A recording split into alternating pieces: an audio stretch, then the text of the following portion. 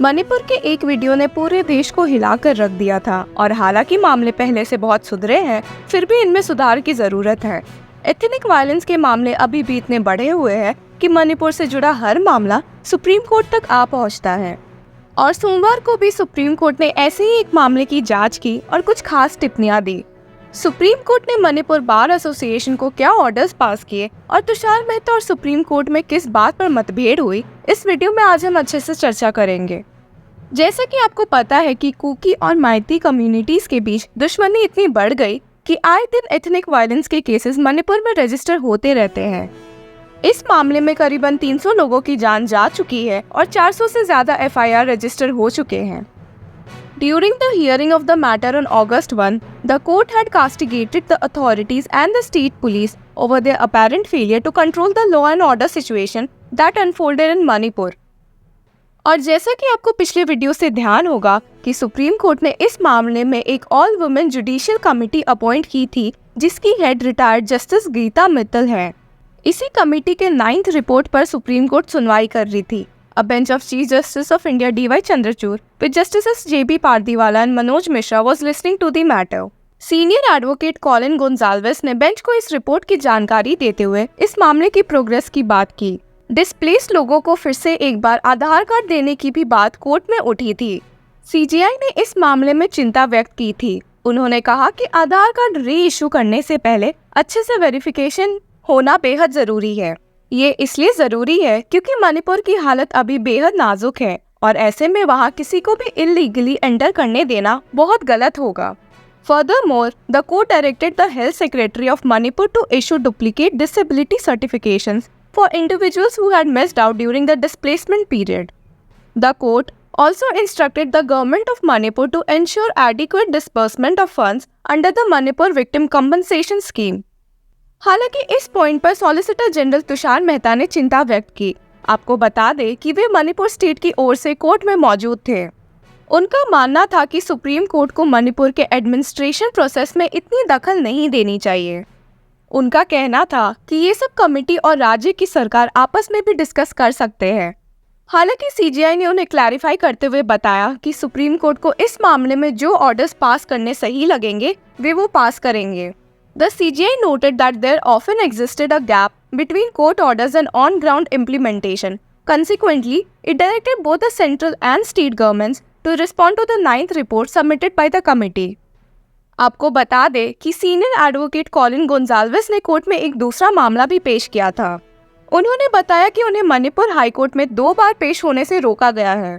जैसा कि आपको पिछले वीडियो से ध्यान हो तो सीनियर एडवोकेट आनंद ग्रोवर ने सुप्रीम कोर्ट को बताया था कि कुछ स्पेसिफिक कम्युनिटी को रिप्रेजेंट करने की वजह से लॉयर्स को बैन किया जा रहा है या उनके काम में बाधा डाली जा रही है और इसी वजह से लॉयर्स को प्रोटेक्शन देनी चाहिए।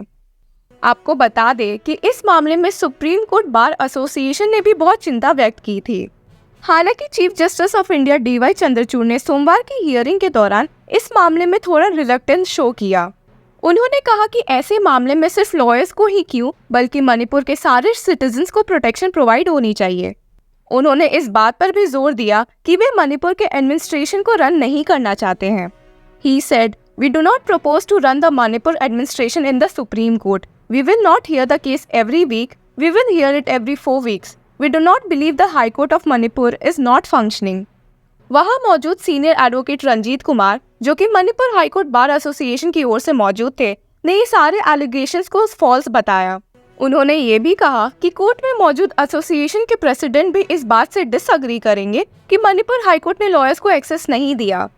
सीजीआई ने फिर एसोसिएशन के प्रेसिडेंट से सवाल करते हुए पूछा, mister president, are any community lawyers being prevented to appear before the court? जिसके जवाब में प्रेसिडेंट ने बात से सीधे इनकार कर दी। इस बात का रिस्पांस देते हुए चीफ जस्टिस ऑफ इंडिया ने उन्हें इस मामले में बंच ऑफ ऑर्डर शो करने को बोला, जिससे उन्हें ये साबित हो कि सच में ऐसा नहीं हुआ था। He said, "You can also give us a bunch of orders to show that members of bar are not being prevented to appear based on religious or any other affiliations. This is just to satisfy our conscience." वहाँ मौजूद solicitor general Tushar Mehta ने registrar general के report के according बताया, 2638 cases were listed for hearing and the facility of virtual hearing was made available every day. Solicitor general ने ये बात disclose करते हुए कहा कि इससे साफ है कि मणिपुर हाईकोर्ट अच्छे से फंक्शन कर रही है और कहा कि पेटिशनर्स इस मामले का बतंगड़ बनाने की कोशिश कर रहे हैं। इन सब आर्ग्यूमेंट्स को सुनने के बाद सुप्रीम कोर्ट ने चाहा कि कोई एप्रीहेंशन ना रहे कि मणिपुर हाईकोर्ट सारे लोगों के लिए खुला नहीं है और फिर ऑर्डर पास करते हुए कहा, The state of Manipur along with the Chief Justice of the High Court shall ensure that video conference facility are set up and operationalized to ensure that any member of bar or litigant can address the court. The video conferencing shall be operationalized no later than 1 week of this order.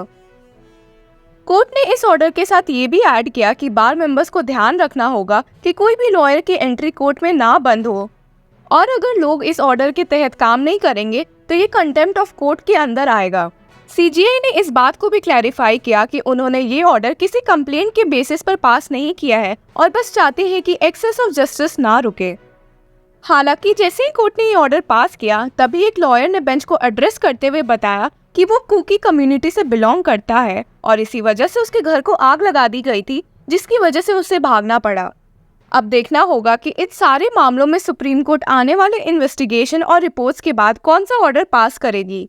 Ethnic violence के incidences देश में बहुत ही बढ़ते जा रहे हैं और अगर कड़े कदम नहीं उठाए गए तो ये सब सोसाइटी को गलत तरीके से इम्पैक्ट करेंगे। ऐसे इंटरेस्टिंग न्यूज़ सेगमेंट से जुड़े रहने के लिए कीप फॉलोइंग लॉ चक्रा।